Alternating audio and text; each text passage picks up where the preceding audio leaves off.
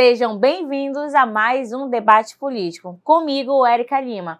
E hoje nós estamos recebendo o defensor-geral, Rafael Barbosa. Muito obrigada por estar aqui conosco no Convergente. Obrigado, Érica, pelo convite. Para mim é uma satisfação e um prazer estar aqui no programa O Convergente. Eu fico muito feliz e à disposição, né, para o nosso debate político. Esse é um programa independente que também é transmitido pela Rede Onda Digital, canal 8.2. Vocês podem estar assistindo. Eu já mando um grande abraço para todo o nosso estado do Amazonas. Vários municípios estão assistindo a gente, todos os municípios estão assistindo. E é importante receber você aqui, que você foi nomeado, já saiu tudo direitinho, é um novo defensor-geral. E a gente fala sobre defensoria, a gente fala sobre o município do estado do Amazonas, sobre acesso ao direito. E aí eu quero saber quem é o Rafael pelo Rafael.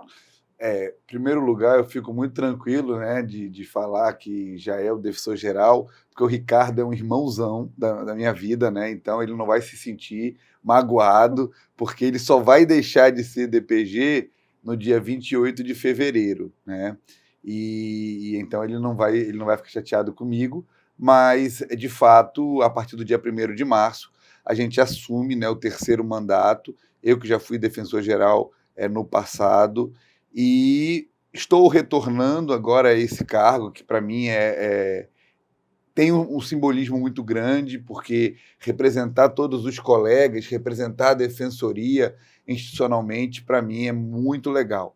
E é claro, o Rafael pelo Rafael. Eu sei que, embora, né, tenha feito uma gestão muito legal, eu tenho vários defeitos, né? E o Rafael, ele, por ser um virginiano, ele reconhece os seus defeitos, tem muita dificuldade de trabalhar com eles, né? de superá-los, mas eu escolhi, né, fazer uma gestão nova, realmente focando em melhorar nas minhas maiores dificuldades. E é isso que o Rafael vai tentar ser nesses próximos 2 anos, né? O Rafael bom, o Rafael que tem qualidades e trabalhando sempre para superar as dificuldades, os defeitos, que são muitos, e aquilo que, de certo modo, impediu da minha primeira gestão fazer muito sucesso. Pensando um pouco na sua trajetória e pensando também na defensoria e na necessidade da população, eu quero saber por que você escolheu ser defensor público. Na verdade, eu não escolhi, eu fui escolhido pela Defensoria Pública. Eu nunca quis ser defensor, nunca estagiei na defensoria, nunca me interessei pela defensoria. De fato, optei por estudar fora, porque eu sempre quis ser professor. Fui para São Paulo fazer mestrado, né, tentar o mestrado na minha área, e a gente fica longe da família, aí não tem dinheiro, estudante, recém-formado, não advoguei, né? Fui realmente focar no meu mestrado, na minha qualificação profissional, e aí surgiu o concurso da Defensoria. E eu, querendo dar uma visitada nos amigos, rever a família, falei, pai, vai ter um concurso aí, paga a passagem. E aí ele pagou a passagem e eu passei, né? Inclusive, eu fiquei sabendo que tinha passado quase 3 meses depois da prova, porque eu não li o edital, tinha uma diferença de pontuação da primeira para a segunda prova, eu pensei que não tivesse essa diferença, contei lá os pontos e vi que não tinha sido aprovado. E aí, um amigo, o namorado de uma amiga da minha namorada comentou, o seu namorado passou no concurso. Aí ela disse, não, ele não comentou nada comigo. Aí ela me ligou, você passou no concurso, vai ler o edital. Aí quando eu fui ler o edital, 3 meses depois, eu vi que eu tinha passado. Olha só. Então aí eu assumi, né, depois que fui realmente aprovado, fui nomeado, e aí veio despertar o interesse pela defensoria. Quanto tempo já de defensoria pública? Eu tenho 20 pública? anos. Então, foi durante essa vida como defensor que eu percebi da importância do cargo, da função do defensor para a sociedade, o papel que ele desempenha e como a defensoria poderia oferecer um trabalho melhor, né? Como ela poderia crescer e ser mais efetiva na vida dos amazonenses da capital e do interior. E aí foi, né, aí o casamento. Hoje eu não me vejo em outra função, não me vejo em outra carreira. inclusive fiz concurso para juiz, cheguei no momento do concurso bem próximo da nomeação, mas a minha família inteira, meus amigos, não, você é defensor, é a cara da defensoria, esquece isso, e eu abandonei essa mudada de profissão. Pensando em 20 anos de defensoria, né? Você também já foi defensor geral e agora fazendo esse balanço, que é um balanço de vida. Você passou recentemente por uma eleição, também não foi uma eleição, né, fácil, porque também tinha várias outras pessoas Sim. ali, várias outras não, né? Tinha mais dois, né? Tinha mais dois, mas qualificadíssimos. Sim, concorrendo, pessoas que já são defensores públicos também, mas aí, nesse momento atual agora, quando você viu e hoje você está, né, foi aí nomeado aí pelo governador Wilson Lima, qual é o balanço que você faz daquela experiência para agora, olhando todo o contexto que a gente passou, pandemia, a defensoria, ela cresceu em termos também de unidades nos municípios do estado do Amazonas. E aí eu queria que você falasse para mim assim, Érica, a gente está com esses planos, esses objetivos. Eu acredito que eu levei vantagem na eleição em comparação aos meus colegas, que eu já disse, qualificadíssimos, por causa da experiência, né? Por ter sido já subdefensor, por ter sido defensor geral 2 vezes. Então eu tenho aí, né, 2 gestões de Conselho Superior, 2 gestões de defensor público geral e uma gestão de subdefensor. E agora estou concluindo a 3ª gestão como diretor da escola. Então eu acho que essa experiência na administração e em posições importantes como a escola, como o conselho, me deram uma certa vantagem. Tanto que nos debates, perguntas sobre gestão, era muito mais fácil de eu responder do que os colegas que nunca tiveram essa experiência. Isso não quer dizer mérito nenhum, né? É só uma questão de eu ser mais velho, ter 20 anos de defensoria, enquanto eles têm 10. Né? Então é metade da minha experiência que eles têm. Então eu acho que eu tirei vantagem disso. Mas é claro que essa experiência que eu passei como defensor público geral e sub, é que me deixaram mais interessado, mais disposto, mais motivado a voltar. Por quê? Porque o defensor, ele não é, na faculdade de Direito, ele não é programado para gestão. Ele não é programado para conhecer o mundo político. Ele não tem nenhuma aula de como chegar no governador, como conversar com o deputado, como trabalhar com parceiros privados. Então, tudo isso eu aprendi como gestor. Só que você vai aprendendo e quando você aprende, acaba a gestão. Então, a minha ideia é pegar toda a bagagem que eu consegui conquistar durante a minha primeira experiência na segunda. Então, talvez, né, eu tenha mais motivação hoje, mais confiança de que vai ser um trabalho melhor por causa da experiência que eu tive no passado. Então, eu acho que essa é uma vantagem e muitos dos colegas que votaram em mim, que me apoiaram e realmente vestiram a camisa, perceberam isso. Cara, vale a pena a gente investir nesse rapaz, não porque ele é melhor, mas porque ele já tem uma experiência que outros não têm. Hoje a Defensoria Pública, né, ela está em um outro contexto. Houve muitas mudanças, a gente teve aqui também, né, o defensor geral, que é o Ricardo Paiva, que ainda está, né, na gestão, e eu verifiquei que muitas coisas aconteceram, houve muito investimento. Nesse momento, como é que está o orçamento da Defensoria? O orçamento da Defensoria... Tem o da União e tem a do Estado. Na verdade, a Defensoria hoje, ela tem, de todas as instituições que prestam esse serviço correlato dentro do aparato da Justiça e voltada à população, ela é que tem o menor orçamento. Isso continua, vai ser difícil mudar. Quem acha que o defensor geral tem domínio desse processo está enganado, porque TCE, Ministério Público, Poder Judiciário, a Assembleia, o Executivo vão continuar com a maior parte do bolo. Isso é fato.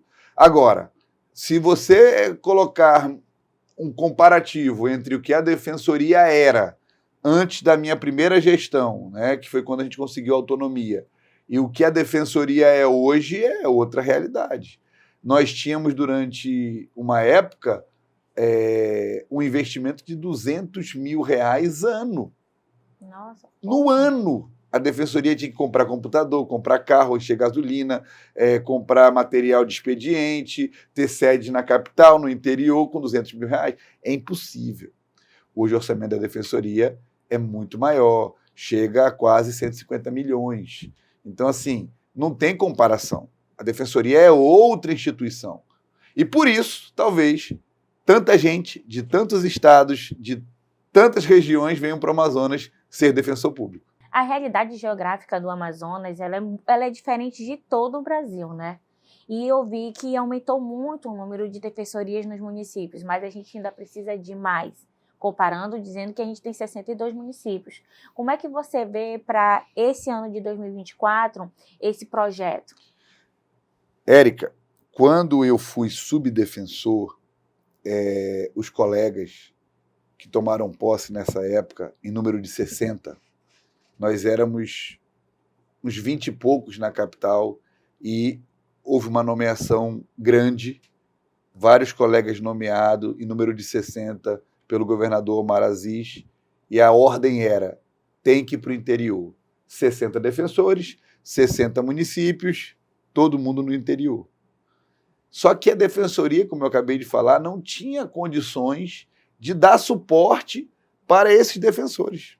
Eles não tinham equipe para trabalhar, eles não tinham estrutura para atender, eles não tinham espaço físico para receber a população, eles não tinham computador para fazer um atendimento, uma peça, ar-condicionado. E quando eu entrei como gestor, a capital tinha 20 e poucos defensores. Também estava deficiente. Então eu fui pedir orçamento. Não me deram orçamento. Disse, olha, se vocês não quiserem investir na defensoria, não vai ter defensor no interior. Trouxe todo mundo para a capital. Vamos para o interior quando nós tivermos condições. E aí conseguimos orçamento com essa jogada, e aí voltamos para o interior de forma definitiva, com dinheiro e tendo as nossas próprias estruturas. A primeira foi Parintins, que inclusive, simbolicamente, o Ricardo inaugura no sábado agora a sede própria, porque a minha era alugada, o que eu fiz era alugada. Então, a gente começou a voltar para o interior num outro ambiente, com sedes próprias, com equipe, com servidor local. E aí a defensoria foi fazendo os polos, hoje tem 12 polos, 5 unidades descentralizadas, 5 unidades na região metropolitana, e de 62 municípios, nós atendemos efetivamente 58. Então, hoje, a defensoria no interior, ela é uma realidade. Essa que é a questão.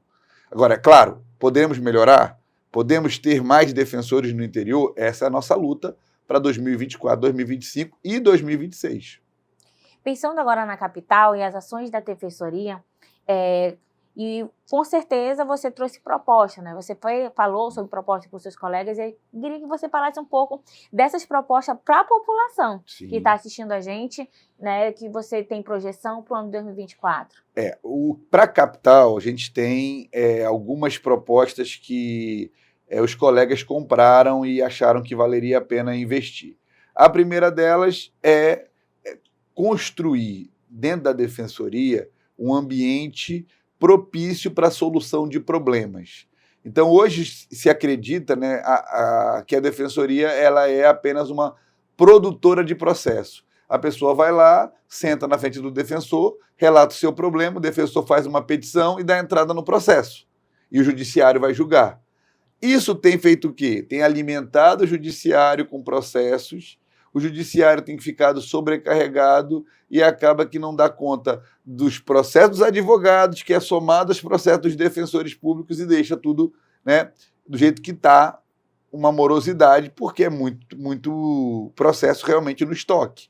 Então a defensoria minha ideia é trazer as melhores cabeças do Brasil e do mundo para capacitar os defensores e servidores e nós termos uma efetiva solução extrajudicial dos problemas. E aí de todas as áreas, consumidor, meio ambiente, contra o próprio Estado. Já conversei com o procurador-geral do Estado, Jordano Bruno. Vamos criar uma Câmara para a gente chegar e resolver os conflitos sem judiciário, sem perturbar o judiciário. Então a ideia é essa, criar essas relações com a Amazonas Energia, criar essa relação com a empresa de telefonia, para fazer o quê? Com o Banco Bradesco, para resolver os problemas sem demandar o Poder Judiciário. Hoje a gente também tem uma demanda que eu venho acompanhando da Defensoria, que é a questão de ocupação de terra, né? De uma forma desordenada. E aí a Defensoria tem atuado em certas situações de ocupação de terra. Como é que você vê isso? Principalmente porque a gente está falando da Amazônia, a gente está falando sobre uma pauta importante que é de meio ambiente, que hoje tem que ser bastante fortalecida dentro do momento atual que a gente vive. O problema fundiário do Amazonas, o problema de moradia no Amazonas é um problema muito, a gente pode dizer assim, genuíno, é um problema que dificilmente nós vamos solucionar de forma rápida, mas a Defensoria criou um núcleo fundiário, tem 2 colegas que são excepcionais, a colega Dâmia Mourão e o colega Tiago Rosas, e esse setor ele trabalha de várias formas. Uma delas é fazendo a REURB, regularizando alguns espaços que já foram ocupados e também fazendo a defesa. Não é que a Defensoria vai proteger aquela pessoa que ocupa de forma irregular uma região, uma área. O que ela quer é que essa remoção, se for acontecer, seja precedida pela catalogação das pessoas, um programa alternativo de solução de moradia, que você veja a vulnerabilidade dela e possa encaminhar para algum tipo de solução alternativa, como talvez o aluguel social, algum projeto de transferência de renda, mas tudo isso a Defensoria pretende sentar com o governo, né, sentar com a prefeitura, ver quais são esses programas que estão sendo pensados nessas estruturas e, de alguma forma, colaborar com eles. E sobre as carretas itinerantes, né? Que as pessoas perguntam, elas mandam assim, pergunta pra gente, a gente fez enquete. Então as pessoas perguntaram sobre as carretas itinerantes, perguntaram sobre a situação de reconhecimento de paternidade, né? E de combate à violência contra a mulher, que no caso é a defesa da mulher. Sim. Né? Esses 3 programas que foram mencionados, a gente tem que dar todos os louros para o Ricardo. A carreta foi uma conquista da gestão dele, ele conseguiu recursos e aí, de fato, construiu a carreta existe, ela já fez várias ações e continuará fazendo na nossa gestão. E parece um transformer, um caminhão grande que ele tem lá uma estrutura para receber com ar-condicionado, computador, então isso existe, a população entra na carreta para ser atendida. Inclusive a posse dos defensores, a posse popular que foi feita, o atendimento foi feito na carreta lá no Lago São Francisco, então essa carreta ela vai continuar rodando no interior e na capital. Paralelo à carreta, o Ricardo também está trabalhando, se ele não conseguir, a minha ideia é retomar e conseguir o barco. Então a gente teria também não só a carreta para fazer os trabalhos nas ações que você vai de veículo automotor, mas também os barcos para as populações ribeirinhas. A ideia é levar serviço de previdenciário, registro, que a gente sabe que tem no interior muita dificuldade com subregistro. E o outro programa que foi mencionado aqui Meu Pai Tem Nome. É um programa que também tem tido muito sucesso, porque a Defensoria, durante muitos anos, ela fazia ação de investigação de paternidade, mas ficava à mercê da decisão judicial sobre o exame de DNA. Agora a Defensoria está custeando para a população o exame de DNA. Então você leva lá a pessoa que supostamente quer saber se o filho é dela ou não, faz o exame com a coleta do material biológico e sai o resultado, que tem aquele grau de certeza, e a pessoa fica sabendo se é ou não é pai, e aí, se não fizer o reconhecimento espontâneo, a gente ajuiza a ação. Então, fica tudo lá em casa, resolvendo a situação daquele assistido. Acho, assim, bastante relevante eu ter que frisar aqui que muitas vezes, quando uma pessoa ela assume um cargo e fica no lugar de outro, ela não dá continuidade, né, a alguns projetos. E aí eu vejo que você está, né, disposto a dar continuidade e tem outros como você vai citando, né?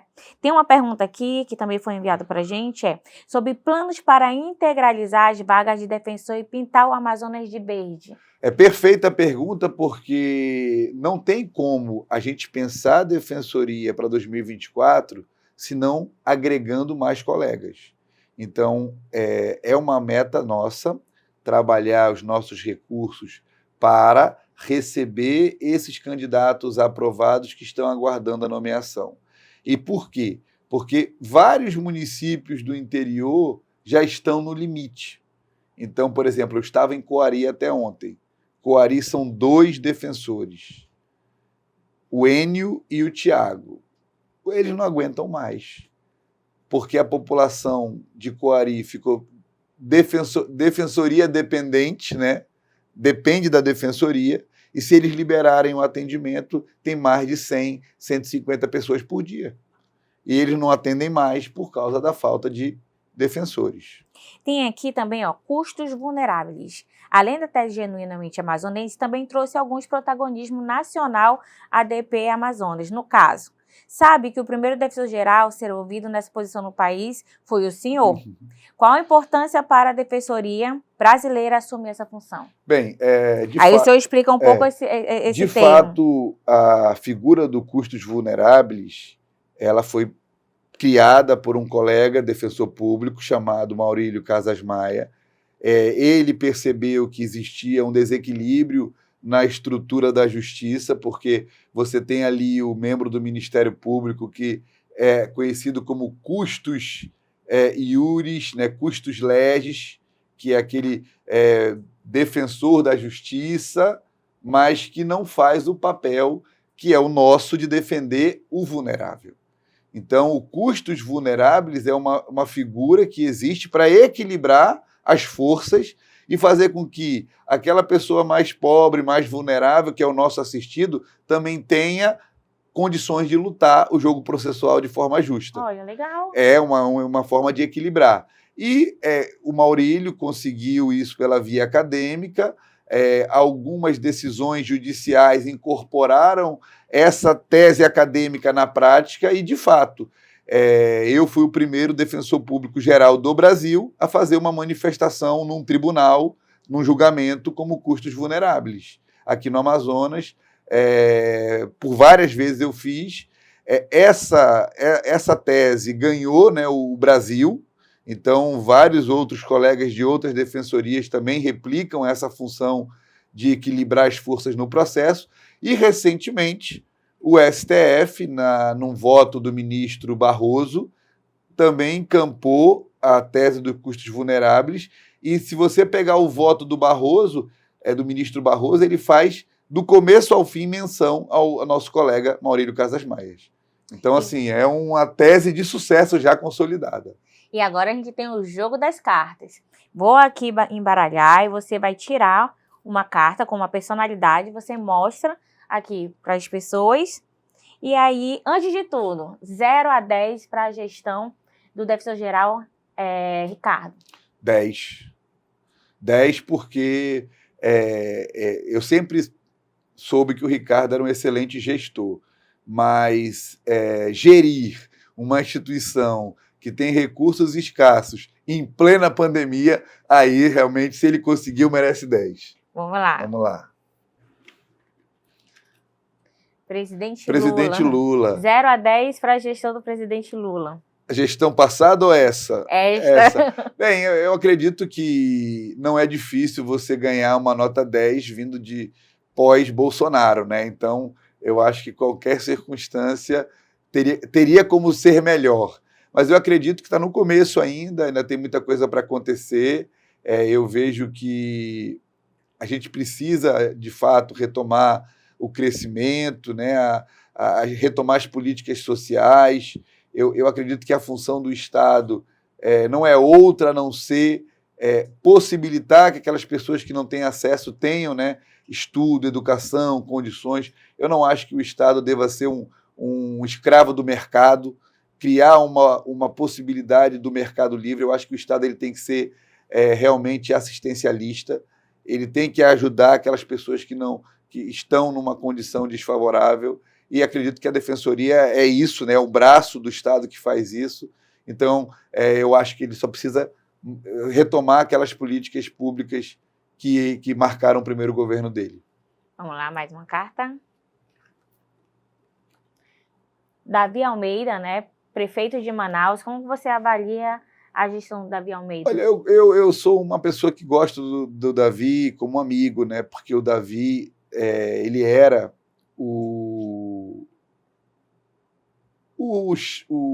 como é que fala? Ele era o representante do governador na Assembleia quando eu virei defensor-geral. Então, ele muito me ajudou como deputado e que representava os interesses do governo lá na Assembleia, nesse meu relacionamento com o governo. Depois, por causa da situação política do Estado, ele virou governador.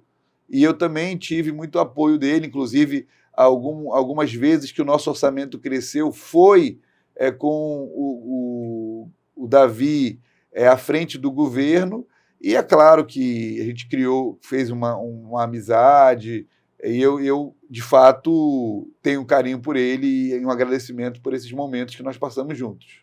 Para a gente quase finalizando, né, como é que está hoje a relação, os diálogos com o governador Wilson Lima a respeito do apoio, principalmente também da Assembleia, nessa caminhada de 2024 da Defensoria? Olha, eu tive, né, durante esse processo eleitoral, contato com o governador, até porque ele, acho que corretamente, antes de fazer a escolha, me chamou para me comunicar da decisão dele.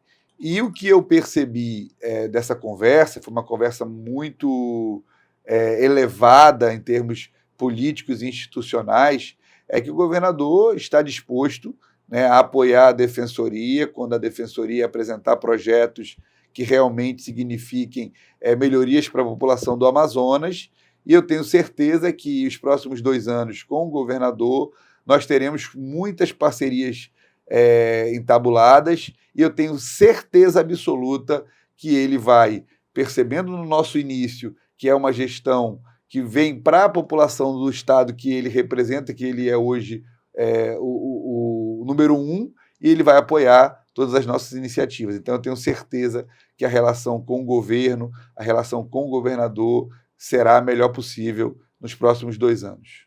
E agora a gente vai finalizando aqui o nosso programa. Eu quero agradecer a você, defensor Rafael Barbosa, por estar conosco. Já deixar o convite aqui, né, para a gente retomar essa conversa, porque um programa como esse a gente não consegue falar tudo. Então vai ter outros momentos, eu tenho certeza, né, conto com a sua disponibilidade para falar com a população do estado do Amazonas. E eu deixo aqui essa câmera para você falar com quem está nos assistindo e mandar um recadinho, principalmente para as pessoas que estão nos municípios do estado do Amazonas, nossa capital Manaus, com certeza. Eric, eu agradeço demais a disponibilidade de receber a Defensoria, de receber o Rafael aqui no programa Debate Político.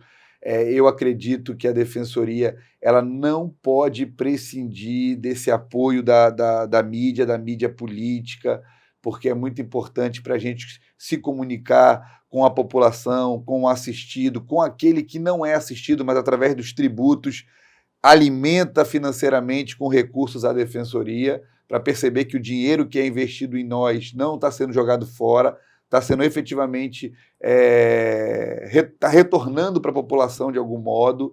E eu quero dizer que o interior, né, vai ser a menina dos olhos do Rafael nos próximos 2 anos. Eu pretendo fazer uma gestão que olhe para o interior com um carinho especial, porque eu sei que os defensores que lá estão são muito dedicados, são muito vocacionados para a missão de defensorar, como a gente fala, e eles merecem ter apoio, eles merecem ter suporte para fazer cada vez o teu trabalho da melhor maneira possível. Então, fiquem tranquilos do interior, que nós iremos cuidar de vocês, trabalhar com vocês e ficar cada vez mais próximo de vocês nos 2 anos que vão se iniciar em março de 2024. E aqui eu agradeço a você que está conosco. Eu quero deixar aqui uma reflexão. O direito, ele transforma o ser humano, principalmente quando ele consolida a liberdade de se fazer valer a justiça. E eu convido vocês para o nosso próximo programa, que é toda terça-feira, 22h30, pelo canal 8.2, Rede Onda Digital, comigo, Érica Lima.